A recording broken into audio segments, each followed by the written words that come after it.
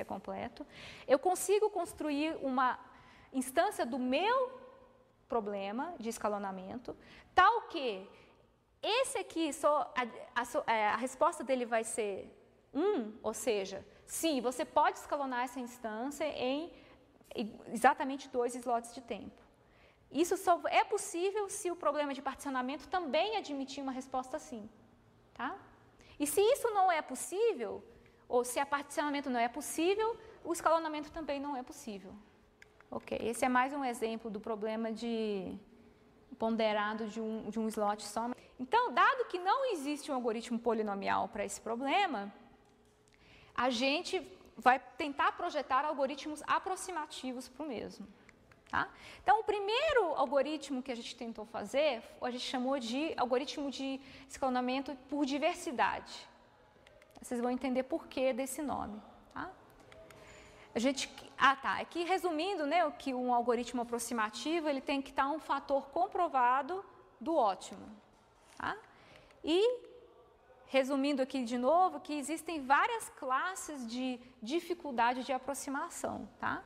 Então, você tem problemas para os quais existem aproximações constantes, tá? Como o problema de cobertura de vértices ou o problema do caixeiro viajante euclidiano, né, que eu falei para vocês. Existem alguns problemas que só admitem aproximação da ordem de log n, por exemplo, o problema de cobertura de conjuntos. E existem problemas, como o problema de coloração de grafos, que não admitem nenhum fator de aproximação menor do que n elevado a epsilon, onde epsilon é maior que 0. Tá? Então, os problemas, eles têm estruturas e dificuldades de serem aproximados diferentes. Tá? Então, voltando aqui ao nosso algoritmo de escalonamento, né? Como o problema aqui de maximização, né, a gente vai pegar um limite superior. Né? Um limite superior é equivalente àquele limite inferior que eu falei para vocês no começo, né, que é a essência do seu algoritmo. Tá? Então, o que a gente vai usar como limite superior? Ou seja, o ótimo consegue escalonar no máximo esse tanto de links no mesmo instante de tempo. Eu não sei quantos, né? Achar o ótimo, para achar o ótimo precisa de tempo exponencial. Mas eu posso falar com certeza que aproximadamente isso aqui o ótimo não consegue fazer. Tá? Então, vamos supor que todos os nossos links diferem em comprimento no máximo por um fator de 2. Tá? Então, ou você tem links de 2 a 4, ou de 4 a 8, ou de 8 a 16. Tá? Mas você nunca vai ter um link de tamanho 8 e tamanho 28. Ok? Eles vão diferir no máximo por um fator de 2. Tá? E vamos supor que a gente é dado uma área A limitada. Ok? E essa área, ela é proporcional, tem uma constante C aqui, ao comprimento do nosso link DI. Tá bom? Vamos supor que esse DI aqui seja o DI máximo. Tá? O limite inferior que a gente conhece é que o ótimo pode escalonar no máximo um número constante de links nessa situação. Tá? Então, é como se o ótimo estivesse tentando encaixar discos desse tamanho aqui num quadrado desse tamanho aqui. Tá? Então, como a razão desse diâmetro aqui para esse lado desse quadrado é constante, o ótimo só consegue encaixar um número constante de links aqui. Então, esse vai ser o nosso limite superior. Tá bom? Que a gente está lidando aqui com um problema de maximização, aquele primeiro, do one slot. Tá? Mas, e se os nossos links não atenderem a essa requisição aqui, de que os seus comprimentos podem variar por, no máximo, um fator de 2? Né? Então, a gente vai ter... E se a gente tiver links pequenininhos e links maiores? Será que esse limite superior serve? Não. Tá? Então, esse é um problema desse limite. Por quê? Se a gente fixar essa área e o tamanho dos links puder ser muito pequenininho, o ótimo pode encaixar um número mais do que um constante aqui dentro. Tá? Ele vai poder colocar muito mais links aqui dentro. E a gente não pode mais usar isso como limite superior. Tá? Então, como que a gente faz, então? A gente divide os nossos links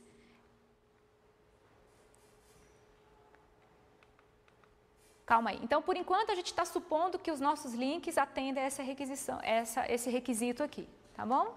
Então, como que a gente vai escaloná-los? A gente vai dividir o nosso plano todo em quadrados com esse lado, e aí a gente vai escalonar exatamente um link em cada um deles, sempre pulando um, tá bom? Com isso, como a densidade da nossa rede é baixa, a gente pode demonstrar que a interferência, mesmo que esse grid seja infinito, ela converge para uma constante. E esse valor de convergência da interferência a gente pode usar para definir o tamanho da célula desse grid. Ok? Ao mesmo tempo, a gente sabe que o número de links aqui que o ótimo poderia ter escalonado e que a gente removeu, né?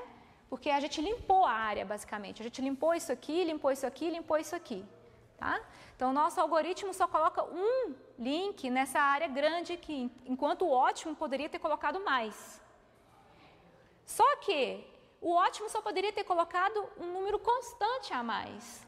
Então, se a gente somar tudo, o fator de aproximação do nosso algoritmo é constante. Ordem de 1 quer dizer constante. Tá bom? Mas e o que fazer com links que sejam mais curtos ou mais longos? Né? O que a gente faz nesse cenário aqui? A gente não pode mais usar esse mesmo grid. Nesse caso, a gente vai particionar os links em classes de comprimento. Então, todo mundo de 0 a 1 vai na classe 0, todo mundo com comprimento de 1 a 2 vai na classe 1, todo mundo com comprimento de 2 a 4 vai na classe 2, todo mundo de 4 a 8 na classe 3 e assim por diante. Tá? E aí eu faço um grid como esse para cada uma dessas classes, separadamente. Tá? E aí eu escalono todo mundo usando esse algoritmo. Qual que é o problema com isso? Eu perco o meu fator de aproximação constante, porque agora o número máximo de slots, né, que eu preciso, ele é da ordem de G de L.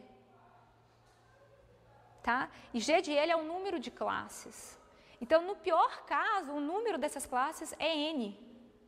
Porque se você tiver exatamente um link de comprimento 1, um link de comprimento 2, um link de comprimento 4, 8, 16 e assim por diante, N, você vai precisar de N classes. Tá? E aí você só vai escalonar um link em cada instante. Tá? Então, isso aqui estraga o meu fator de aproximação. Mas essa foi a primeira ideia que a gente teve e a gente não sabia muito bem como melhorar isso. Tá?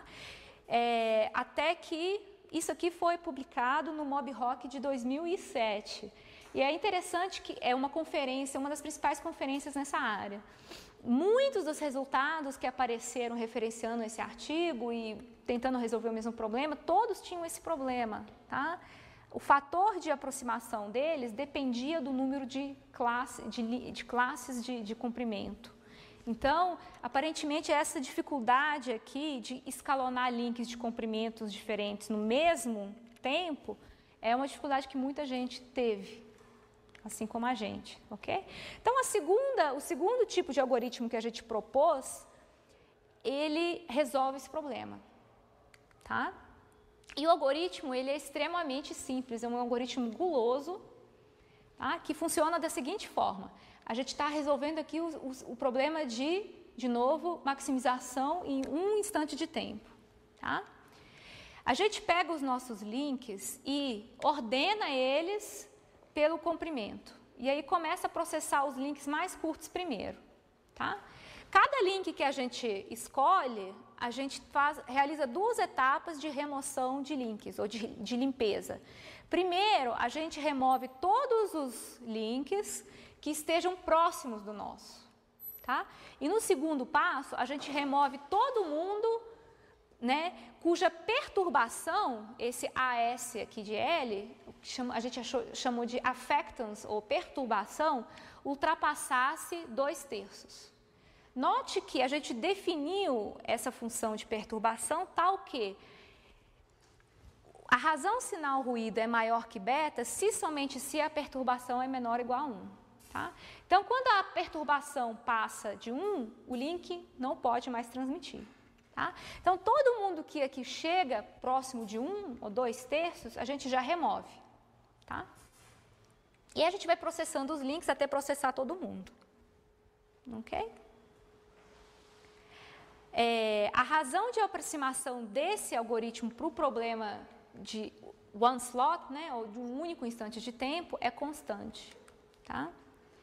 E, uma vez que a gente repetir esse algoritmo para os links restantes, né, aqueles que foram removidos, a gente vai e repete o algoritmo. A gente pode facilmente provar que o fator de aproximação total é da ordem de log de n. Tá? Então, note que aquela dependência na diversidade do comprimento dos links, ela foi removida.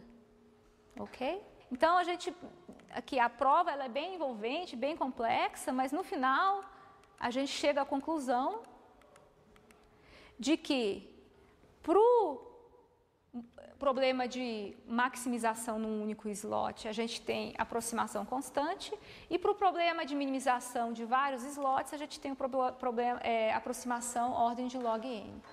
Ok? Então, a gente fez mais alguns experimentos com esse algoritmo e chegou à conclusão de que ele não é somente superior do ponto de vista teórico, mas também na prática. Tá? Então, a gente rodou várias simulações comparando o desempenho a outros algoritmos disponíveis e a gente chegou à conclusão de que, se a sua instância de nós ela é uniforme, ou seja, ela é fácil, o algoritmo é tão bom quanto qualquer outra heurística disponível na literatura. Tá? Então, ele não tem um diferencial muito grande para instâncias fáceis.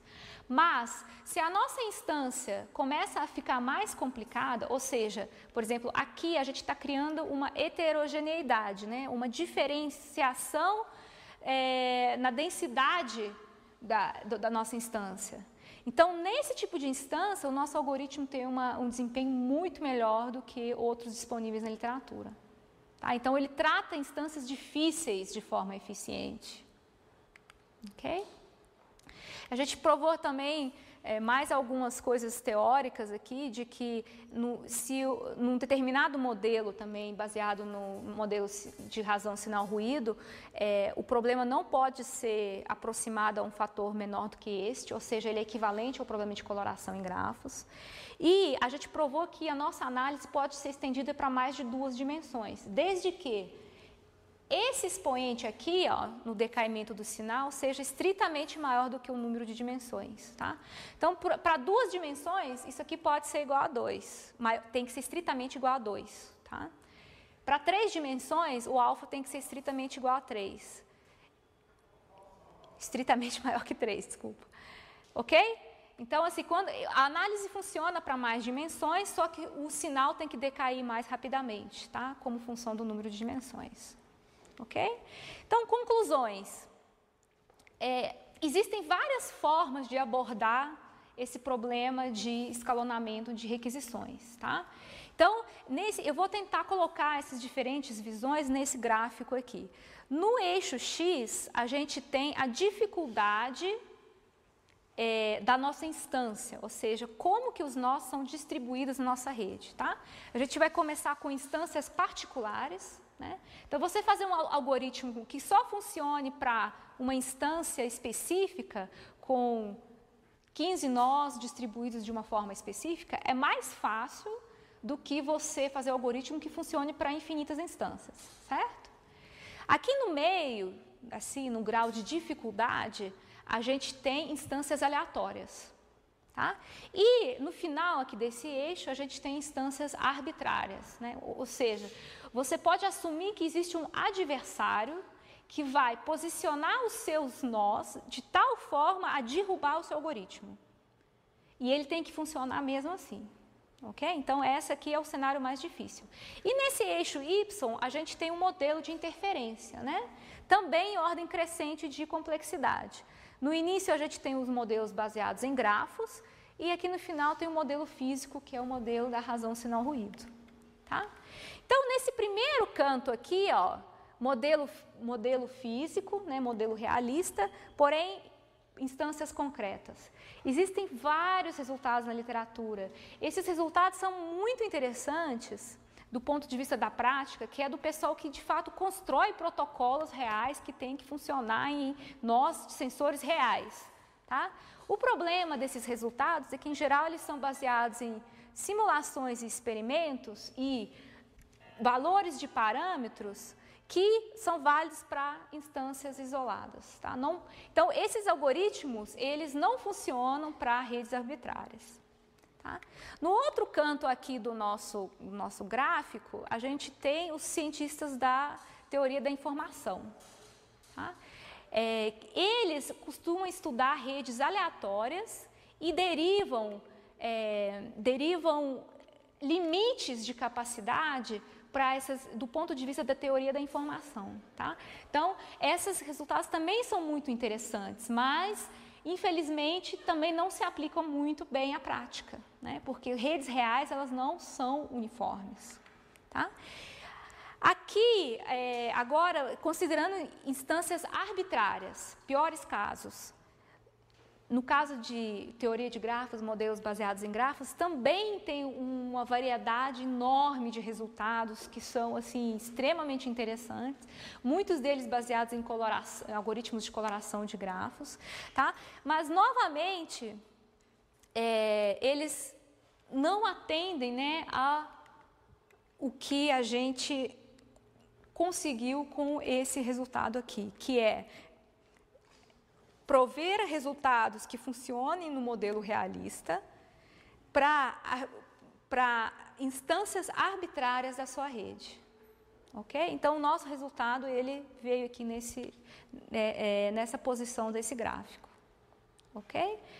E um pouquinho de trabalhos relacionados, tá? Antes essa primeira publicação foi o algoritmo baseado na diversidade, mais a prova de que o problema é NP completo. Essa publicação aqui já conta com mais de 140 citações no Google Scholar, né? Então, o impacto realmente foi bem alto dessa publicação.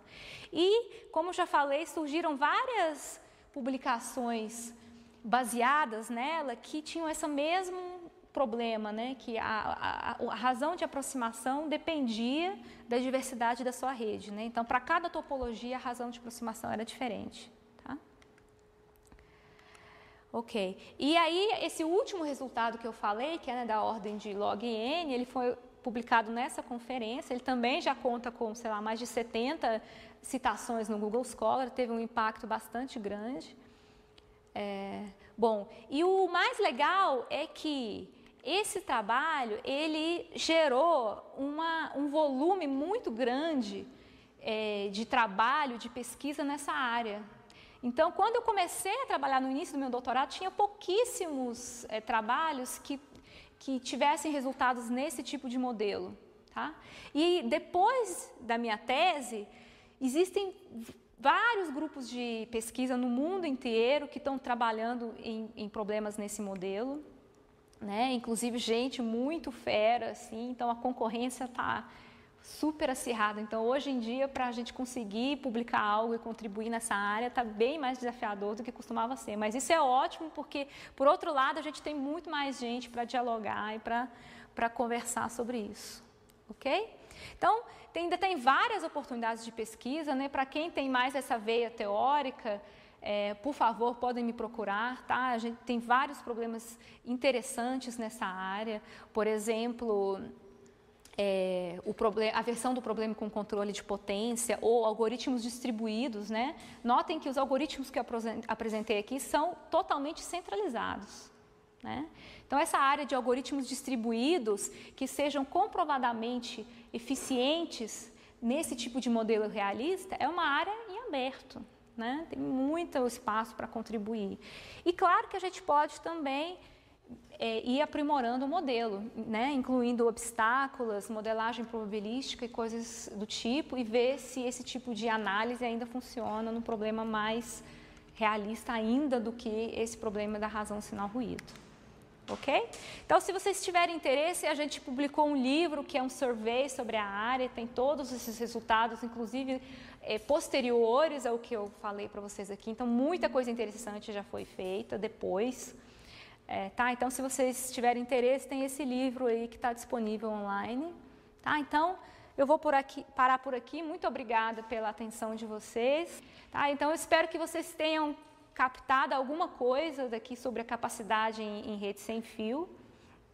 Né? Quais que são as principais dificuldades para resolver esse tipo de problema e os modelos que as pessoas utilizam. Então, é isso, gente.